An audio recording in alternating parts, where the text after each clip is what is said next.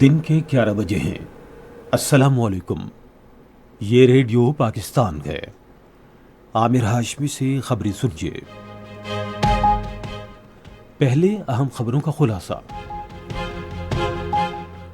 وزیر اطلاعات نے کہا ہے کہ پاکستان بھارت کے غیر قانونی زیر قبضہ جموں و کشمیر کے عوام کی حق خود ارادیت کے لیے جدوجہد پر ان کی حمایت جاری رکھے گا۔ پاکستان اور ترکی کی بحری افواج نے دو طرفہ پیشہ ورانہ تعاون کو فروغ دینے پر اتفاق کیا ہے۔ بنگلہ دیش میں طلبہ کی عدم تفریق کی تحریک کے منتظمین نے کل سے ملک بھر میں عدم تعاون کی تحریک شروع کرنے کا اعلان کیا ہے۔ اور پاکستانی والی بال ٹیم بحرین میں جاری 18 سال سے کم عمر کھلاڑیوں کی ایشیائی والی بال چیمپئن شپ کے سیمی فائنل میں پہنچ گئی ہے۔ اب خبریں تفصیل کے ساتھ۔ وزیر اطلاعات و نشریات عطا اللہ تارڑ نے کہا ہے کہ پاکستان بھارت کے غیر قانونی زیر قبضہ جموں و کشمیر کے لوگوں کی ان کے حق خود ارادیت کے حصول کے لیے جاری جدوجہد میں حمایت جاری رکھے گا۔ پاکستانی سفارت خانے کی طرف سے برلن میں یوم استحصال کشمیر کے حوالے سے ایک ویبینار سے خطاب کرتے ہوئے انہوں نے کہا کہ بھارت کے غیر قانونی زیر قبضہ جموں و کشمیر کے عوام بے پناہ قربانیاں دے رہی ہیں۔ بھارت کے 5 اگست 2019 کے یک طرفہ اقدام کا حوالہ دیتے ہوئے وزیر اطلاعات نے کہا کہ اس اقدام کا مقصد کشمیریوں کو بے اختیار بنانا، انہیں ووٹ کے حق سے محروم کرنا اور اپنی ہی زمین سے بے دخل کرنا تھا۔ وزیر اطلاعات نے کہا کہ بھارت کا علاقے پر ظالمانہ قبضہ نہ صرف بین الاقوامی قوانین کی خلاف ورزی بلکہ بین الاقوامی طور پر تسلیم شدہ انسانی حقوق کا مذاق اڑانے کے مترادف ہے۔ وزیر اطلاعات نے کہا کہ پاکستان کشمیری عوام کے لیے اس وقت تک آواز اٹھاتا رہے گا جب تک عالمی برادری کی طرف سے اس مسئلے پر کوئی کارروائی نہیں کی جاتی۔ کنٹرول لائن کے دونوں طرف اور دنیا بھر میں مقیم کشمیری پیر کو یوم استحصال کشمیر منائیں گے، جس کا مقصد مودی حکومت کے 5 اگست 2019 کے یک طرفہ اور غیر قانونی اقدام کے خلاف احتجاج ریکارڈ کرانا ہے۔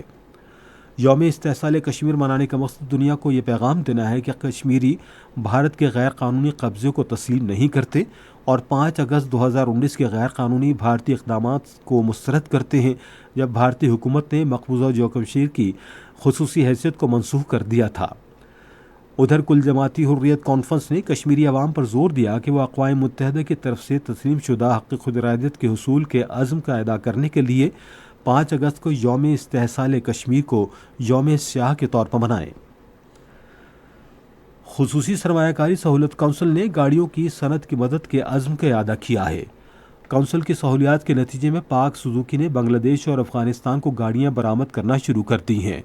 پاک Suzuki chief executive officer Hiroshi Kawamura نے کہا کہ اس سے بین الاقوامی منڈی میں پاکستان میں تیار کی گئی گاڑیوں کے معیار اور مقابلے کی عکاسی ہوتی ہے۔ ادھر وزیر صنعت و پیداوار رانا تنویر حسین نے سوزوکی گاڑیوں کے ایک نئے شو روم کا افتتاح کیا۔ اس موقع پر انہوں نے کہا کہ اس اقدام کا مقصد پاک سوزوکی کے کاروبار کو مقامی سطح پر وسعت دینا اور مقامی سطح پر سپلائی سے اس کی تعداد کار میں اضافہ کرنا اور اخراجات میں کمی لانا ہے۔ ترکی کے چیف آف سٹاف کی قیادت میں ترک بحریہ کے ایک وفد نے کراچی کا دورہ کیا۔ فوج کے شعبہ تعلقات عامہ کے مطابق وفد کی قیادت ترک بحریہ کے chief of staff vice admiral Ibrahim Ozdemir Kocer نے کی۔ وفد نے کراچی میں پاک بحریہ کے فیلڈ کمانڈرز سے ملاقات کی اور پیشہ ورانہ تعاون کو فروغ دینے سمیت باہمی دلچسپی کے امور پر تبادلہ خیال کیا۔ ترک وفد نے مزار قائد پر بھی حاضری دی اور بابائے قوم کو خراج عقیدت پیش کیا۔ پاک اور ترک بحریہ کے جہازوں نے بحیرہ عرب میں مشترکہ گشت اور بحری مشقوں میں حصہ لیا۔ ان مشقوں سے دونوں ملکوں کی بحری افواج کے درمیان مشترکہ آپریشن کرنے کے حوالے سے تعاون کو فروغ ملے گا۔ بنگلہ دیش میں طلبہ کی عدم تفریق کی تحریک کے منتظمین نے کل سے عدم تعاون کی ملک گیر تحریک شروع کرنے کا اعلان کیا ہے۔ ملک بھر میں آج سے احتجاجی مظاہرے بھی شروع ہوں گے۔ طلبہ 9 نکاتی مطالبات پر زور دے رہے ہیں، جن میں وزیر اعظم شیخ حسینہ واجد کی طرف سے معافی مانگنے اور وزیر داخلہ اسد الزمان خان سمیت کئی وزراء کے استعفے کے مطالبات شامل ہیں۔ غزہ کے مختلف علاقوں میں اسرائیلی گولہ باری سے ایک بچے سمیت 6 فلسطینی شہید ہو گئے ہیں۔ مقامی ذرائع کے مطابق غزہ شہر کے جنوب میں واقع نواحی علاقے صابرہ میں اسرائیلی ڈرون حملے میں 4 فلسطینی شہید ہو گئے۔ پاکستانی والی بال ٹیم بحرین میں جاری 18 سال سے کم عمر کھلاڑیوں کے 15ویں ایشیائی والی بال چیمپئن شپ کے سیمی فائنل میں پہنچ گئی ہے۔ سیمی فائنل میں آج پاکستان کا مقابلہ چین سے ہوگا۔ اسی کے ساتھ خبریں ختم۔ مزید خبروں اور تجزیوں کے لیے آئیے ہماری ویب سائٹ پر radio.gov.pk اور فیس بک کے link radio Pakistan news official پر براہ راست ویڈیو سٹریمنگ بھی ملاحظہ کیجیے۔